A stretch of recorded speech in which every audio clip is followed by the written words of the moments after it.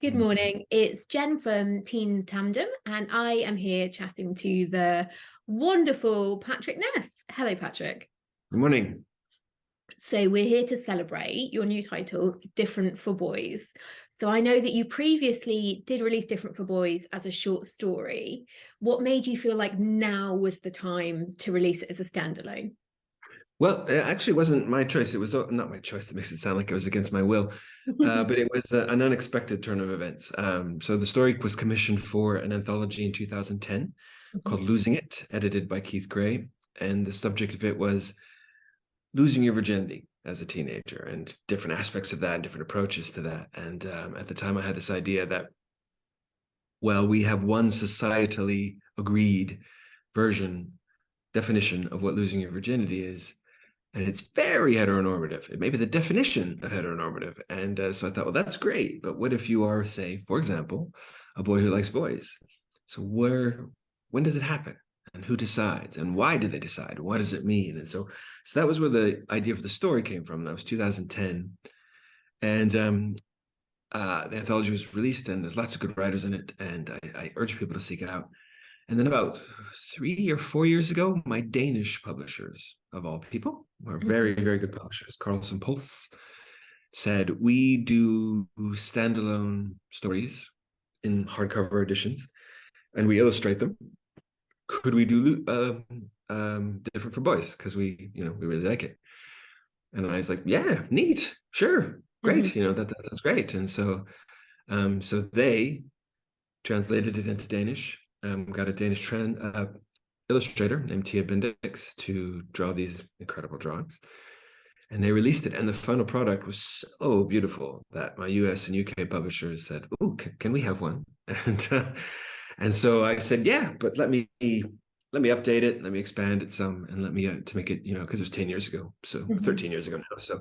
So let's make it a bit more modern and update it for America and the UK, and that's how it happened. So an unusual journey, but all my books have unusual journeys, so that's fine. I just shrug and go with it. So it was Danish first before we got it in the UK. I didn't realize that. That's brilliant. Yeah, as a standalone, it was Danish first. It was English first and way back in the anthology, but the Danes do interesting things in publishing. So I have great Okay. Do you feel most of an affinity for any of the characters, or do you think there's a character that most represents who you were as a teenager? Well, I mean, on a sort of a bigger macro level, you hope every character is a part of you because they're all coming from you, and you hope you're connecting to everybody and understand them. And none of them are, a direct correlation to me. None of them are exactly me. And I really understand Ant. I understand I'm very tall, and I understand feeling like you're slightly too big for the room and slightly bigger than everybody else. And so you kind of want to hunch down, and that's kind of Ant's whole feeling about life is being just trying to be a little bit smaller than he actually is. And I think that's very relatable.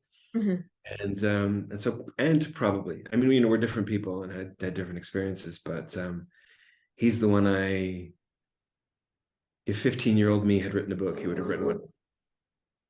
I think that's so relatable, not only for really tall people, but as a teenager or a person that always feels slightly different, slightly outside. There's so often that feeling of wanting to take up less space, isn't there? Very much, especially in and out of a group of friends where you are the center, but then you step back and you think, oh, do they really like me? And I'll just make myself smaller. And so I really am fascinated by that dynamic, and because I'm so used to it, and and a lot of it too is like a lot of the story is redacted under black boxes. Yeah. And the idea of this to start was just to make fun of the idea that teenagers speak in a way that we can never write. I could never actually report what teenagers actually say because it would never get published for teenagers. It would only ever get published for adults, which is ridiculous. Completely. And so I started playing with this idea of just blacking it out, to have it, but not to really have it, and sort of poke at all the people who want to censor.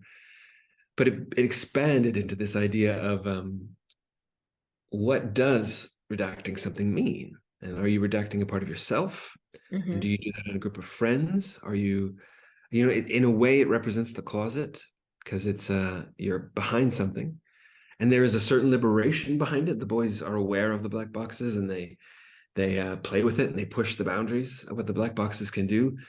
But it's only liberating up to a point, obviously, because you're in black box. And so I felt like that dynamic with Ant and his friends, there was a much more emotional level to the black boxes than just having fun with censorship. So I don't know, it all kind of came together that way. I'm sorry, what was the question? Forgive me. No, I do no, a that was lot off I brilliant. go. So yeah. So Did you find, actually, I hadn't thought of this before, but when you were updating the story, so you wrote it a decade ago and you're updating it now, obviously quite a lot of what's behind the black boxes is slang. Did you find it was actually slightly easier, because even though slang has changed and evolved probably in the last decade, we don't know what's behind those black boxes, so it doesn't really matter if we're using the same language as teenagers. well, you're giving me far too much credit for trying to do slang. No, it's just curse words and filth, basically. It's not much slang. Because I always think you're really onto a loser if you try to recreate teenage slang in a book. You think, no, stop trying to make fetch happen, that sort of thing. So yeah, so no, it's less slang than just pure out cussing. Mm-hmm. Yeah. Perfect. So hopefully this book, Different for Boys, will be a comfort for some teenagers, specifically queer teenagers. Did you find a lot of comfort in what you were reading or watching or listening to as a teenager? Oh, good Lord, no, there was none of it when I was a teenager. There was none. You had sort of coded characters, like in a few Judy Blooms, she would have a character who you could probably define as gay, but that was it. I mean, there was nothing. And in fact, I've written books based on that principle, which is like Judy Blume's Forever, for example, great book, but not for gay boys. And so I thought I wanted to write a version of that for a gay boy. So I wrote Release, to try to take the shame out of intimacy and the shame out of what you like to do. There is no shame, and shame kills, and it especially kills queer youth. So I had nothing. And I'm so glad that YA has opened up so widely, and there's so much more of it, and so much more space in a way that was inconceivable when I was a teenager. So that is a glorious, glorious thing. Long may it reign. It really is. So I was a teenager just coming into that kind of Jacqueline Wilson era, and they're actually starting to be YA books that were written where there was more kind of exploring or understanding that you weren't necessarily straight, but it certainly wasn't as fantastic as it is now. Do you have recommendations for your favorite kind of queer YA books now? Gosh, I've done events this week with Simon James Green and with Benjamin Dean, who are both, very, very modern and writing in a very modern, very contemporary way. And that feels so fresh and good that there are people who started out in a world where there is more space to explore this. So the book, don't misunderstand me here, so the book isn't only about being gay. That's what the first books were. That's what they're about, because that's necessary. That's a part of the evolution of it. But we've come to a point where it can be part of a story, and it can be an important part of a story because it's an important part of a queer identity. But it also allows us to have wider lives, fulfilled lives that are varied and different and challenging. So that's what's really exciting to me. So off the top of my head, I would say Simon James Green and Benjamin Dean.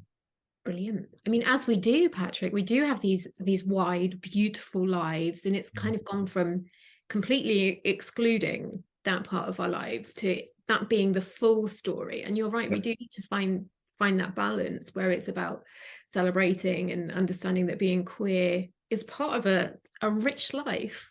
Yeah. Okay, an important one, a very important one. Very important. So I'm not downplaying it, and I'm not saying it should be. There's the phrase "incidentally gay," which is sort of a backhanded compliment, but and I which I don't much care for. So it is a central part of it. But I like plots that go to far off places, that don't just have to be about coming out. And also there's a real theory that I've had for a very long time, a belief that I have rather than a theory, which is one way to change the world is to act as if the world has already changed. And so a lot of the time when I write, I'm acting as if the world is the place already where this isn't a big deal, and that hopefully nudges it a little farther along the road in its tiny way of not actually being a big deal. So I don't know, got a couple approaches to it. Absolutely. Okay, so your title different for boys, and obviously your main characters are boys. As a queer woman and someone who's really interested in as well in how society kind of enforces masculinity, how do you see from your view that it is hugely different for boys than, for example, queer girls? Well, there's the boys in the book talk about it a little bit, you know, and because part of for me, part of the split is urban and suburban and rural. That there are these great shows and great books for gay boys and for queer girls, all set in London or New York, you know, and that's great, and that's great. But I do, you know, I grew up in a very tiny town in a forest, and so did these guys, and they talk about, you know, we've heard about gay girls at the girls' school, you know, and there's gay guys here, but they don't come out until after they graduate, and then they move to London and join a gym and become an Instagram fitness model. And so for me, it's a lot about that split between YA. I think all fiction, but YA especially, is about the tension between is and should be. Mm-hmm. There's always how things are and how they should be or could be. And I don't think you can have too much of one or the other, because if it's all is, then it's a little miserable. And if it's all should be, you don't believe it because it's pie in the sky. And so a lot of those are really positive should be's. They're really positive. They serve a great function in a great place. And I just wondered about the boy who is not in a big city and is not surrounded by people who have already challenged masculinity and who are watching it from afar, but are still stuck in a rugby school, you know, and where it's not as easy. And I think it is getting easier. I think it is getting easier for boys. I mean, you see those TikToks about, hey, bro, you should tell your best. Have you ever told your best friend you loved him lately? We'll call him up and tell him now. And they call him up and yeah, I love you too. You know, and that's fantastic. I love that. I love that. More of that. So I'm just trying to talk to the boy who feels a little left behind by the advance of it, and say, there's still possibilities. You may still feel trapped in a small town, but there's still ways to find out of this trap of having to act a certain masculine way and having to like certain masculine things. And there's still a way out of it, even if you feel left out of this big movement away from it. Definitely. And I think the next question, you've slightly touched on it actually in what you've just said, but I was just going to ask, how do you think society has changed for LGBT youth from kind of perhaps when we were teenagers to teenagers now? It's massively better. It's so much better. In one way, I'm not naive, but it's so much better that there's social media connected people. Yeah. It allowed someone who was felt alone in a small town to find somebody else as part of their community who didn't have to be nearby.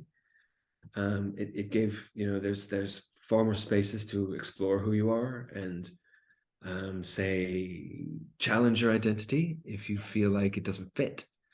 And that's brilliant. And that is so good. And there are so many communities now and so many books and so many television shows that I love it. It has caused a backlash.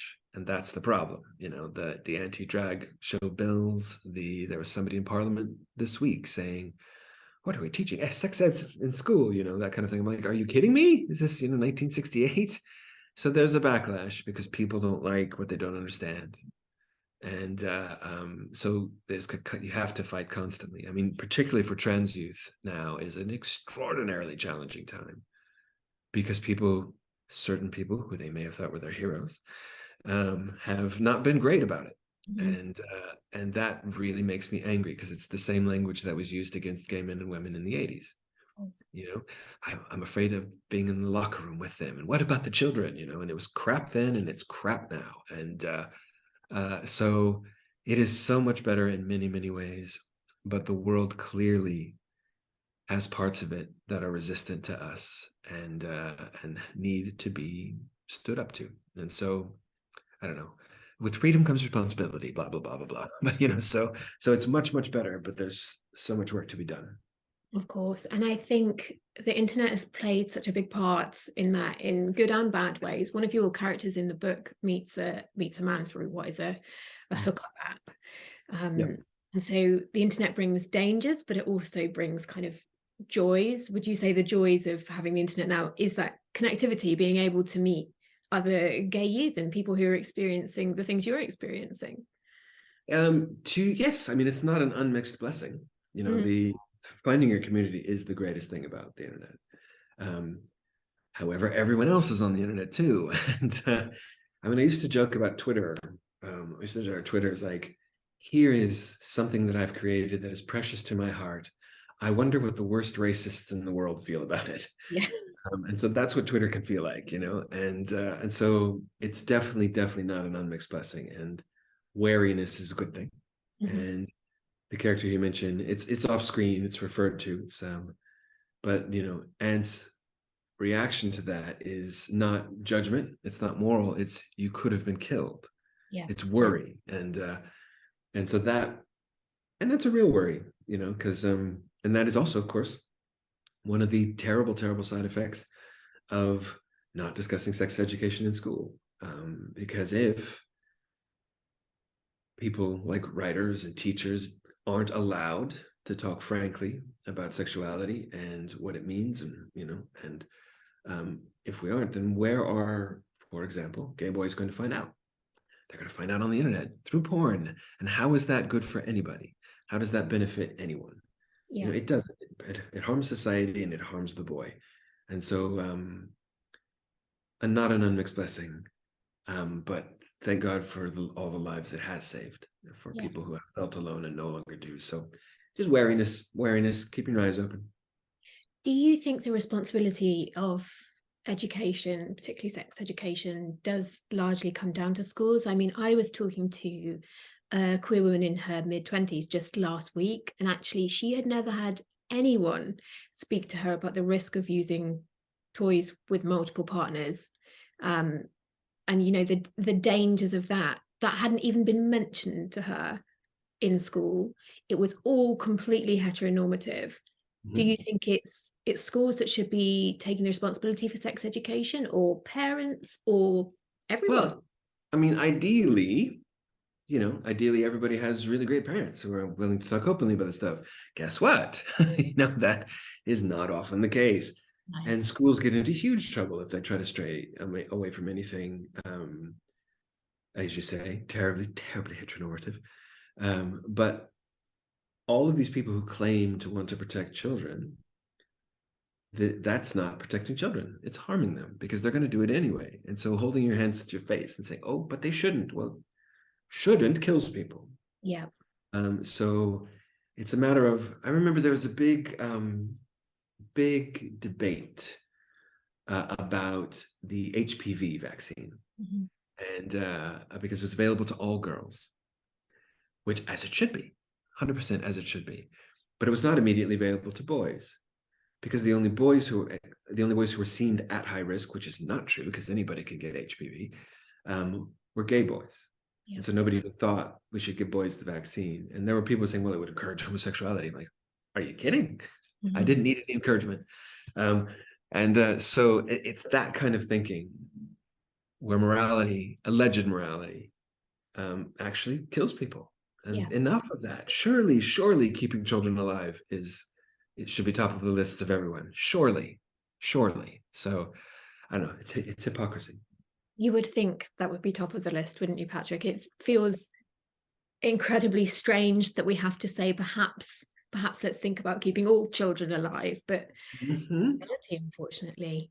Okay, so moving away slightly from Different for Boys. Well, Different for Boys shares a lot of themes with your other books, beautiful writing, fantastic characters, but it's not obviously kind of fantasy heavy, which a lot of your novels are. What can we expect to see from you next? Well, I have had this long-standing belief that there is no such thing as a realistic novel. Okay. If it's fiction, it's created. If it's fiction, it's fantasy. Even if it looks like the world, it's fantasy. Yeah. And I have always acted on the principle of, well, that's great, because then I can embrace that and a story can do anything. Yeah. and it can create a whole new world, or it can create an alternate world, a version of our world. And in fact, I got into an argument once with a writer on a panel who was trying to draw a distinction between his realistic novels and my fantastical ones, Right. in a negative way towards me. And I was saying, that's not the difference between a realistic and a fantasy novel. That's the difference between a good one, a good novel, and a bad novel. And there are big examples of both in all genres. And so, to me, Different for Boys doesn't feel much different than anything that I've written, because it's still a created world. And I'm still having fun with the black boxes, and there's fourth wall breaking because, like I said, the boys are aware of the black boxes. So where do I go next? I mean, it's all, I don't know. I mean, I've always joked about my poor publishers, because I just keep turning in something completely different than the last one, not intending to. Yeah. I just feel like my work isn't good unless I am scared that I'm going to fail. And so I want it to be, I need to leap off a cliff. And that takes me to strange places sometimes. I'm sure they would love just a regular series that could build on, but yeah, I can't really. My next thing hasn't been announced yet, so I can't really talk about it. But it's completely different. Okay. So Completely yeah, different from everything you've done before. Oh, I'm excited. yeah. It's comedy for one. So which was so much fun. Are you allowed to Um, hint at if it's still YA or if we're thinking not allowed to? I yeah, won't. I'm not yet, not yet. Yeah, So but that's really fun, because when I do events, people say, "Oh, you're really funny." I'm surprised you're funny because your books are so miserable. They're not miserable. There's hope. I It's a have to talking say, dog. So, I podcast, and as part of our podcast, we did an episode on books that make you laugh, cry, whatever it is. And my book that made me cry, and it can actually make me cry just by thinking about some of the lines of it, I'm sure you can guess what it's going to be, is yeah. A Monster Calls, and that is devastating. So I'm looking forward to seeing some comedy from you, actually, something that I know Me is too. completely break my heart. Yeah. Do you have, out of your books that have been turned into other media, so movies, do you have a favorite or something that was turned out completely different to how you'd envisaged? Well, I've had a pair. I've had Chaos Walking and The Monster Calls, and they were very, very different experiences. Yeah. I mean, very different. And I'm so proud of A Monster Calls, because I felt so part of it. I wrote every word of the screenplay. Mhm. I was there all the time. I was in meetings. I was watching people do stuff that I could never do, and bringing amazing things to this story, which is just the most incredible feeling. Chaos Walking was a much bigger budget. It was a much bigger studio, so my involvement was considerably farther away. Yeah.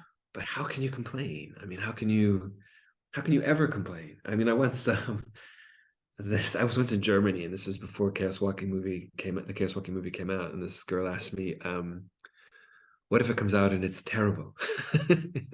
And I said, "Well, how did you handle it when $100 million movie was made out of your best-selling novel?" And she said, "You're not very nice." we made up. We met up. It's all good.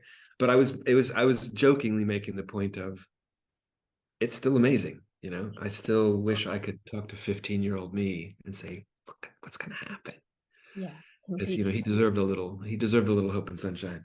So I'm very, very proud of Monster Calls, and I think Chaos Walking is fine. And there's a lot of cool people in it, and I learned so much, and the experience was amazing.